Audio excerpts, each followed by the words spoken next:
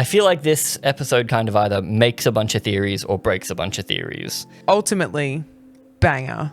Absolutely loved it. You just liked the Miss Casey fashion show. Yes, I literally had that down as like, oh, she had fun. Oh, look at all the costumes she got to wear this time around.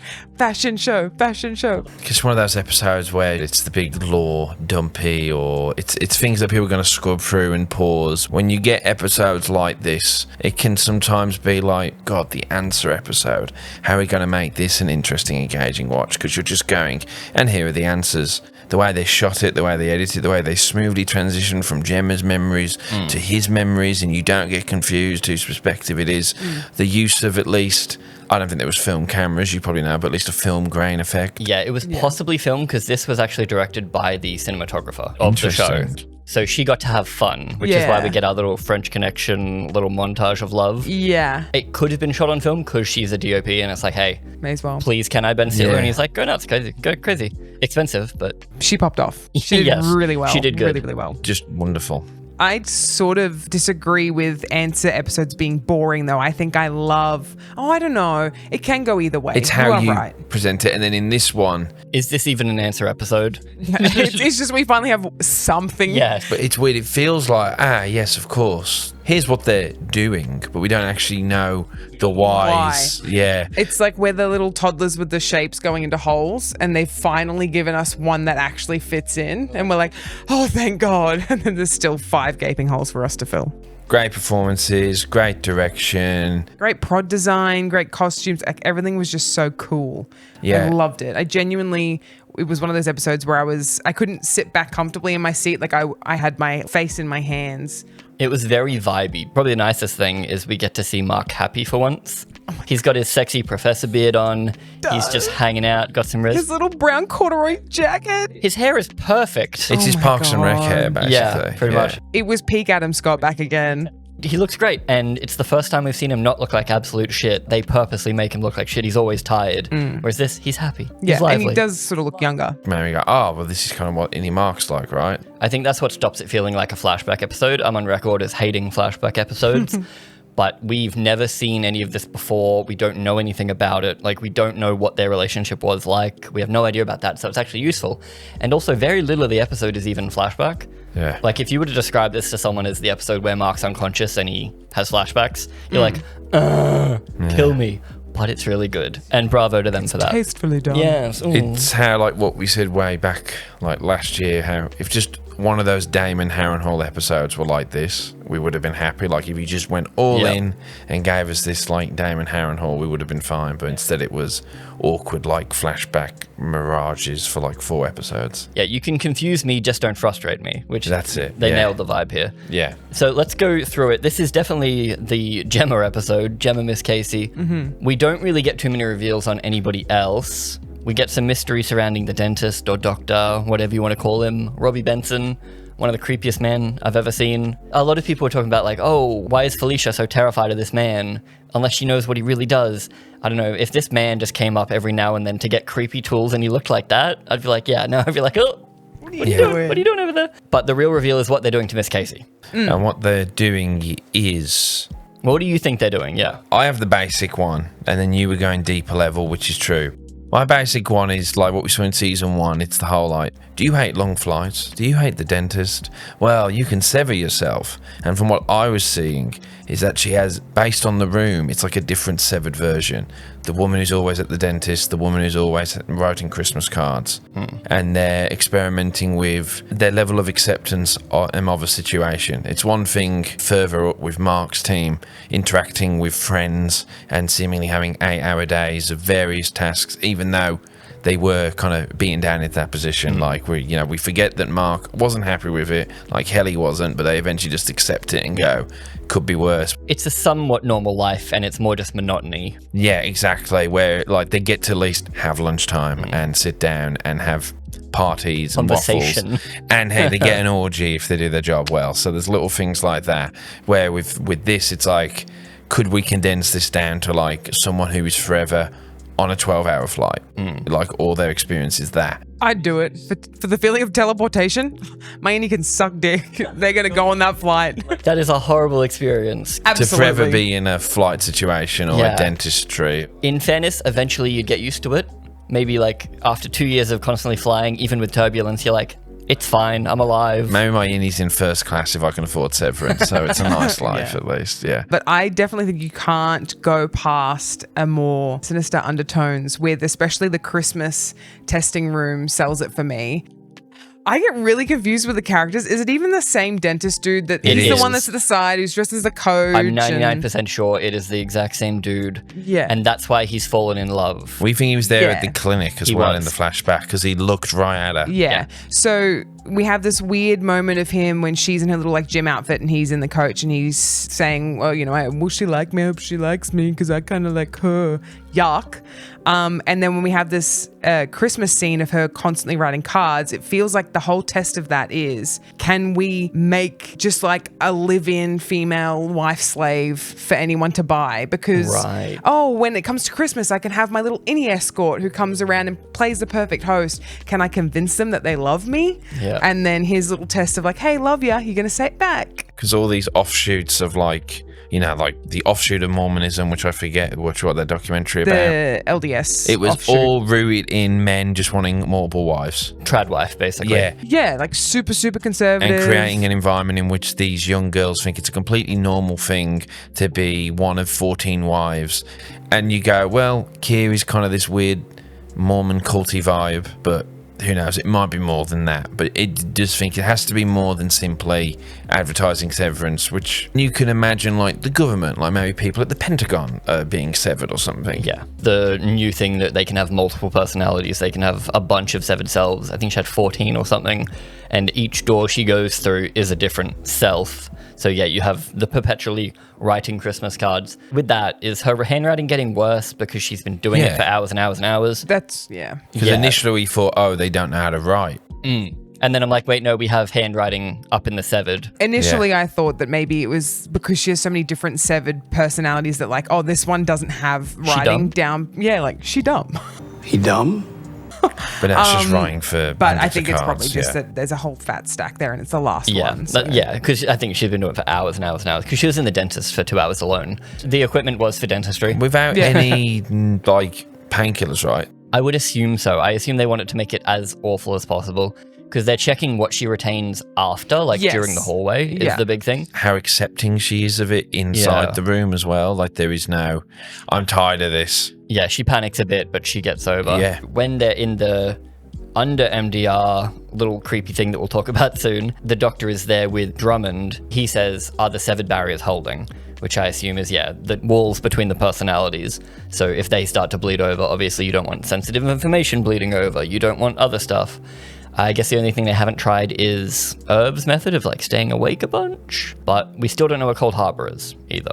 Yeah, and all those rooms are named after towns or places. They're all named after files. Like all of the files that MDR has been working on, she walks past Allentown. Allentown was Mark's first file that he did. I'm sure they mean something, whether they mean anything useful, because Allentown is Ben Stiller's wife's hometown. They could just be things that mean something to someone in the cast. Yeah. That room is empty. That one's only just gotten a name. And he did Allentown first. So she's not Cold Harbor. Yeah. Because she's interacting with all these rooms and all these files. Yeah. It also is weird that it's him that's doing Cold Harbor, when I'm pretty sure probably those other rooms must have been done by other MDR people. Yeah. It does kind of prove that it's not just like Cold Harbor is just helping her get back to life and like other weird things like bringing the soul back and all the other memories involved, because we know that Gemma exists down there. Yes. So That's Cold a Harbor huge has to thing. be something else, which maybe it does link to some weird baby thing. Who knows? That's the thing. This episode gives us so much and tells us absolutely nothing. Literally just a sex swing in there. And that's But it's still so good.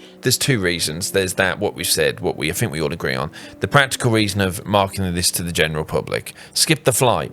Skip the boring wedding. But then there has to be the other reason of how can we bring back Kira without anyone knowing or something? I think it has to be just the way they talk about, like, this is the most important thing that'll ever happen. You and Mark are going to be siring the future. And the emphasis on her not being able to get pregnant.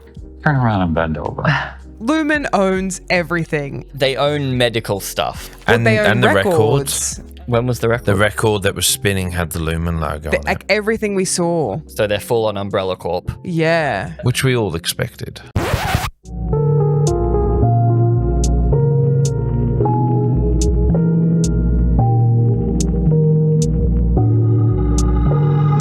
Coincidence? I think not!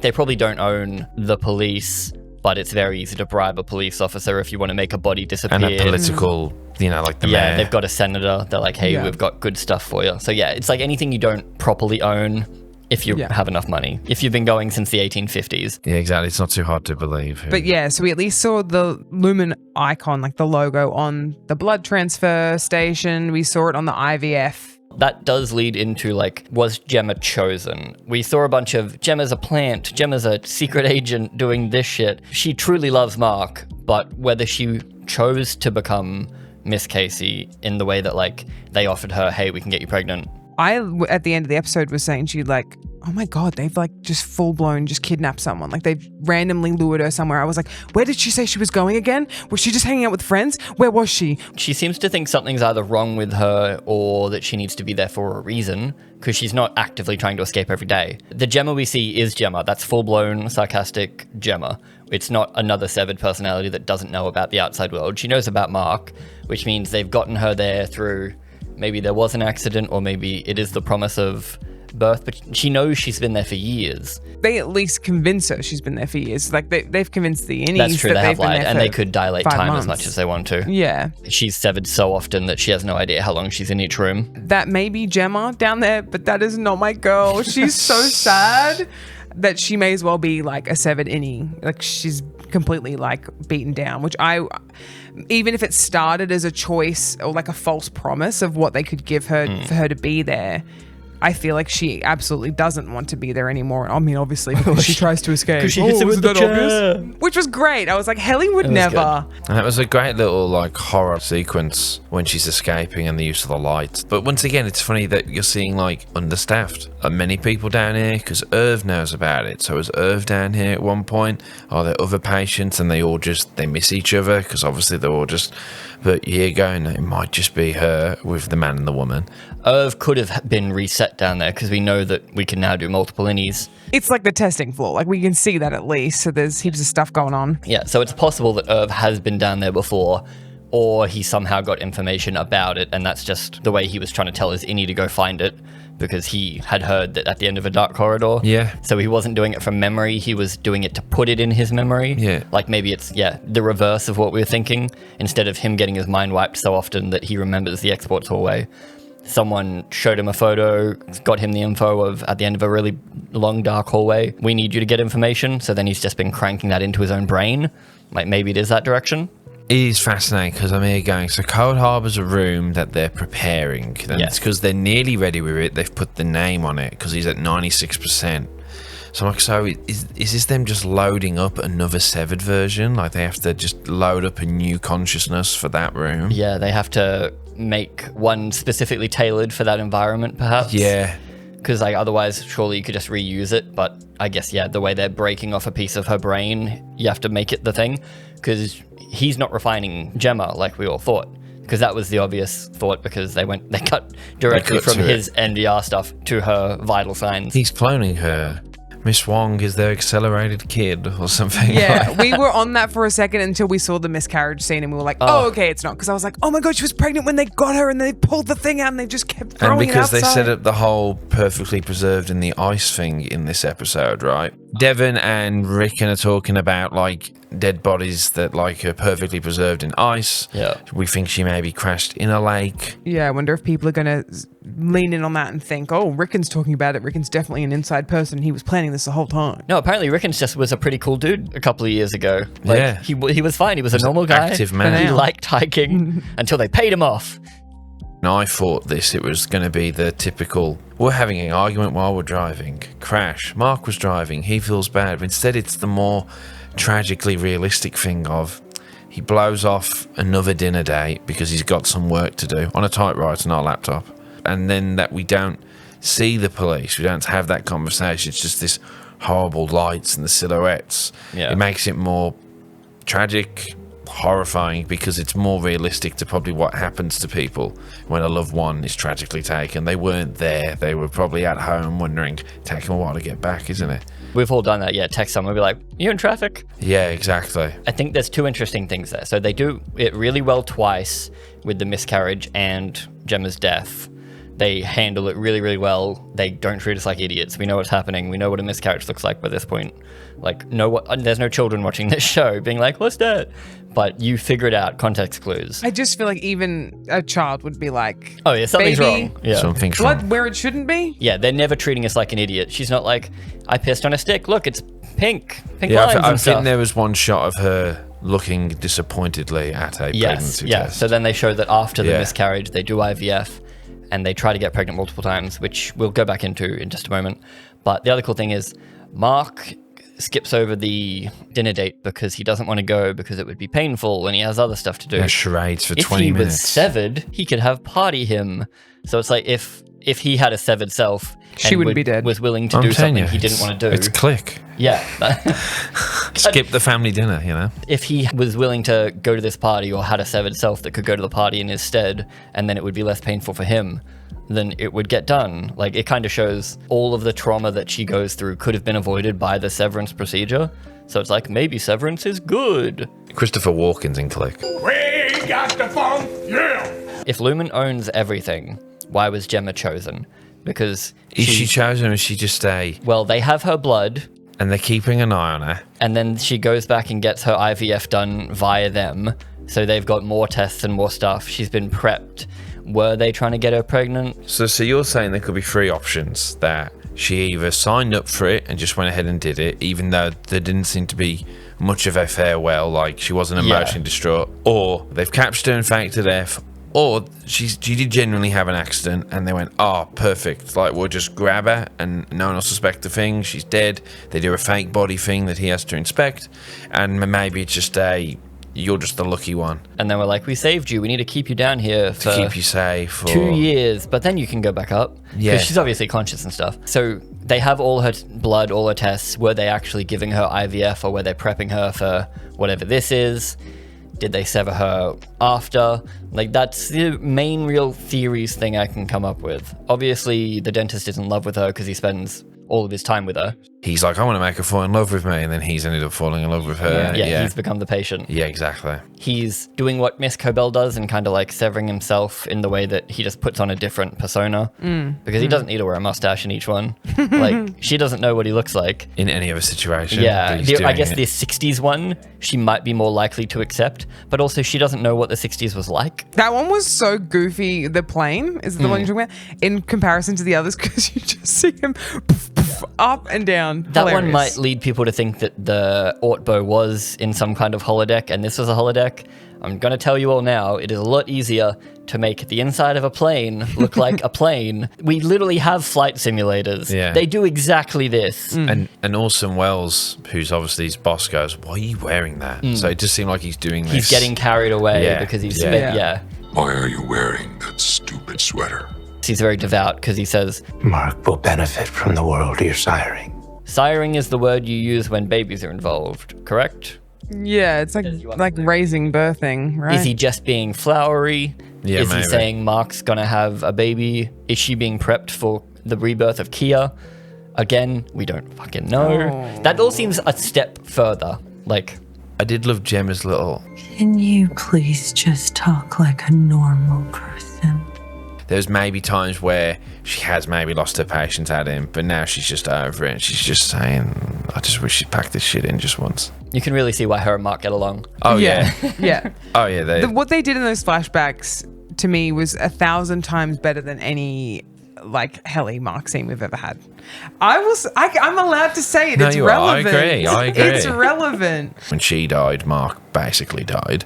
And that's why he decided to become, well, I think he was guided to become severed, like enough like perfectly positioned advertisements or something. The same way that the church got Bert to do it. Where it's like, how convenient. This is this new thing that'll solve my exact problem. Yeah, Would he? exactly. Yeah, because would he be on file as being the partner of someone going through the IVF sure, stuff? Like for you sure. know. So. Well, they had his blood. They had all his information. So they had a bunch of Mark semen.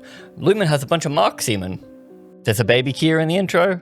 He's banged Helly twice. It's got to be because it's so heavily there the whole time for multiple different things. Were they controlling we don't want her to get pregnant? She seems like such a prime candidate. Like, it depends on where we are with it. So let's go into the weird MDR clones, not clones. And they're perfectly mirrored, like it's inverse with the squares. Yeah, and not the weird Ortbo CGI, like, oh, what are these animatronic things? These are just people. actors that look weirdly close. Well, they're just cosplaying like them almost, yeah. They're all close. Irvs has a mustache. Helly's one's Ranger. And they have 4 buttons. What the fuck are they doing? All we know is that they're watching MDR through their The monitors, screen, yeah. and they're evaluating them and also their work.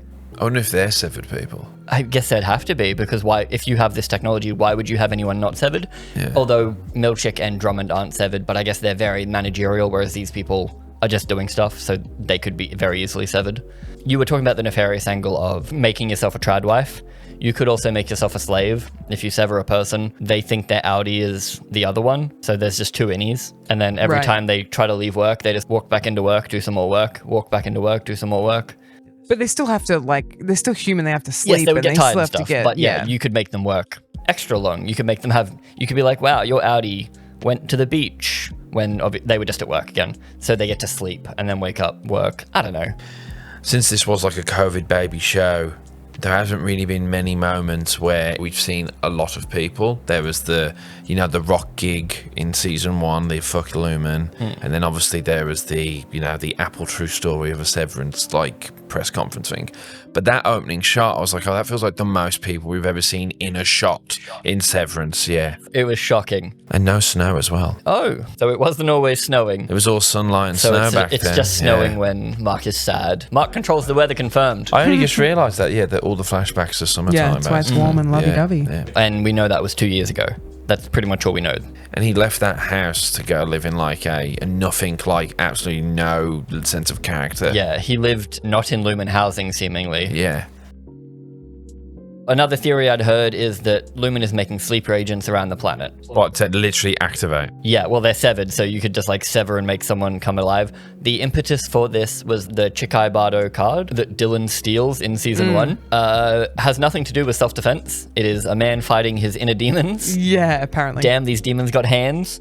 Gemma got sent this outside in the real world. Yeah, part of the Accidentally, fertility. Yes, she said she thinks they accidentally got on their mailing list. Yeah, because at first I thought, is she part of some like art list or like she like does some art that gets sent to her every week? Or My something? dumb ass was like, oh, it's like a weird Rorschach test that they send beforehand just to get Maybe. their psychological levels. Can you see the inner demons? She's doing it during the yoga thing. She's doing the same moves.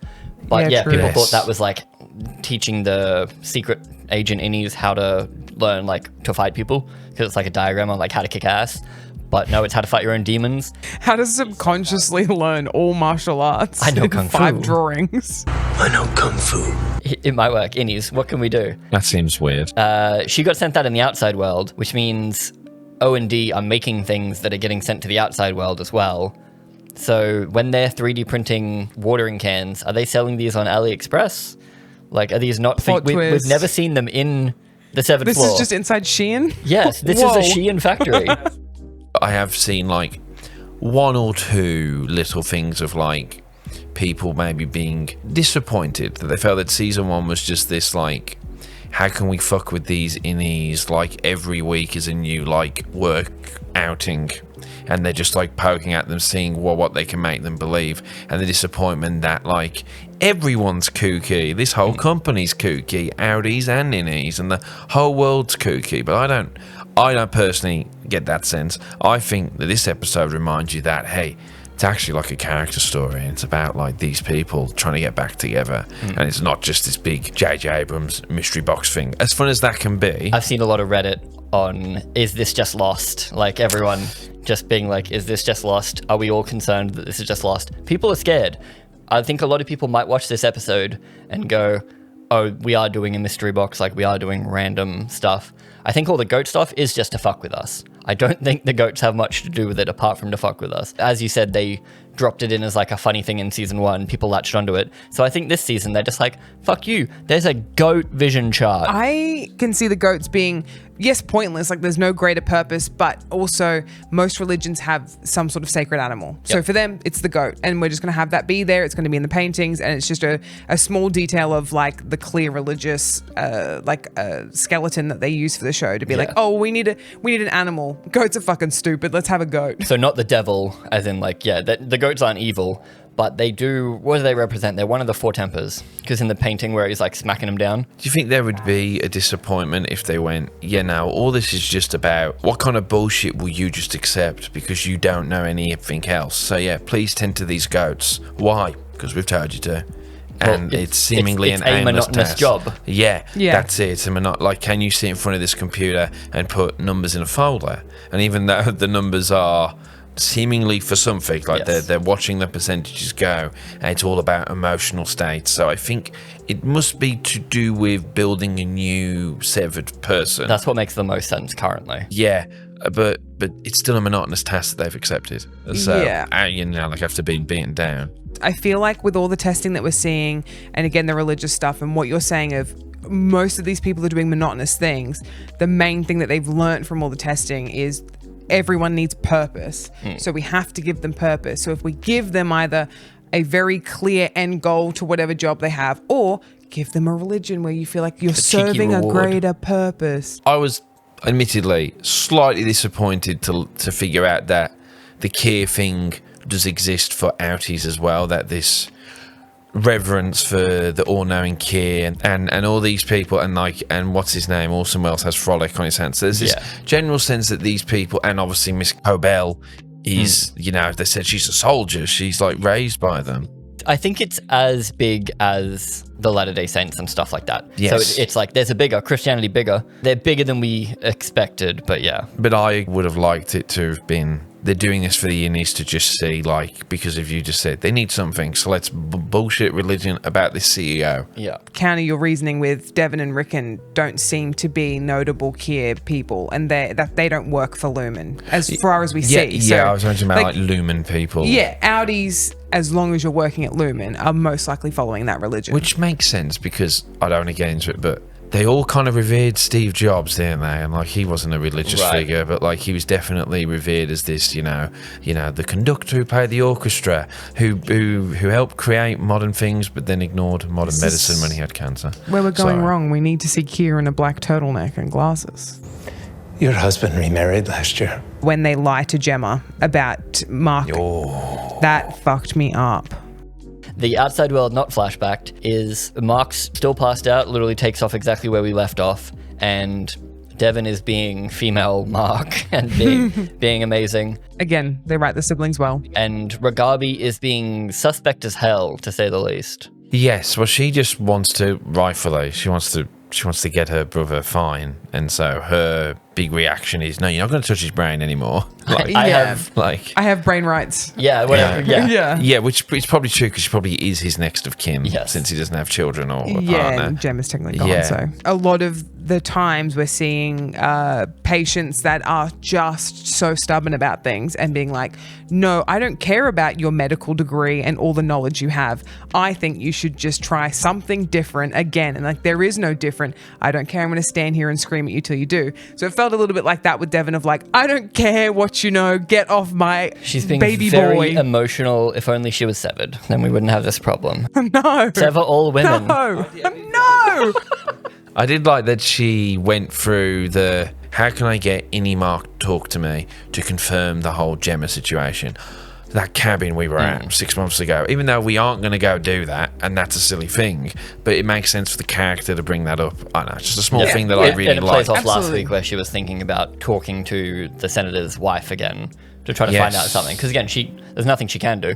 Yeah. So like, she's trying to think of anything. This whole episode felt very Eternal Sunshine of the Spotless Mind for me. Like The whole show does, really. Yeah, and it was the first time sitting down, I'm like, oh, Because isn't that is Join this the what Snow? Dan Erickson Was was it- basing it off? It is. Was it the warm tones going into the cool tones? The amount or- of transitions, the wacky like time jumping, and then also having Ragabi there with her dodgy monitor and stuff. I'm like, yeah, this just feels like Just Mark Ruffalo in a room. Yeah. Like, let's fuck with this his phone. undies on, his tidy whities or whatever, trying to get with Kirsten Dunst. God damn it, man. With Devon now, sorry, the big thing is that she's like, fuck it, we're just going to ring up Cobell. I don't care. And then the doctor, who I forget, Ragabi, says she's basically been raised by them. She's definitely going to turn us over. It's 100% guarantee. Do not do that. She definitely needs to help Mark, and she does ask about the black exports hallway last week, which got me very suspect on her. She doesn't want to get caught more than anything, but maybe it's just a power move, and she's just like, please don't call. Feels like a part of their control is the less people know, the better. So she can navigate around because there's probably about 6 people who actually know who she is. I think it's yeah. definitely like Lumon's one of those things where they want you to think they're watching everything and every move, but when in reality they are understaffed and they're not. I mean, they might be watching, though, because Drummond knew exactly where Irv hid his stuff, even under the false bottom in the trunk, and they're watching through the monitors of everything. So they have watchers. But, you know, it can feel a bit don't look behind the curtain with Lumon. Like, you know, we are in control, do not worry, we know everything. And then, once again, it's still the most obvious thing that they don't truly address is that how understaffed it all is down there. Like, it's, and then when Miss Casey, thrilled to be alive. Oh, poor Miss Casey, when she comes back up the lift. Yes. And for her, it would have just been the same moment. Absolutely She's heartbreaking. and then he appears again, and obviously they've rang him, and he's probably just got in because he's in his fucking bike leather again. Yeah. Will he ever go to work and not have to be like, oh, fuck's sake? And like, He's constantly sprinting around doing stuff. Because, she gets up to the top of the elevator, thinks she's escaped, turns into Miss Casey, who has no idea she's escaped. That's how she gets to work every day. Yeah. She thinks it's a work day. They're inside. Time doesn't exist to these people. some bullshit, stupid, just improv art exhibition thing. Like, Yes. it makes no sense if Which you... means Miss Casey thinks she has an outie as well. Yes. Which is kind of what I was talking about like both their innies. Both of them are innies, realistically. The episode ends on Mark finally waking up, looking around, and for a second I thought he was going to say, is this where I live? Like, somehow Innie Mark is full on back, but he just cries. So I think it's him really merging back in again. Like, I for a second thought, I wonder if that's Innie Mark crying, or it's a merge of both, maybe. I just thought it was a reason for us to be having the flashbacks. Like, we were just seeing what he was seeing. Yeah, it's the most prominent thing in his mind right now because he's just relived his life basically while merging. Yeah, I think that's what Chikhai Bardo means, life flashing before your eyes. Tibetan Buddhist concept that refers to the first stage of death or the transitional state between life and death. So a fancy word for life flashing before your eyes. Yeah. Which is exactly what happens to our boy. Yeah. I think the biggest tragedy of this episode, poor Gemma's testing lab costume is trash, but she still makes it look good. She's 12 out of 10. And this episode's 12 out of 10. To me, I really, really enjoyed this episode. Yeah, I it's loved it. I would happily rewatch it multiple times. It's because there's no Helly. Great episode.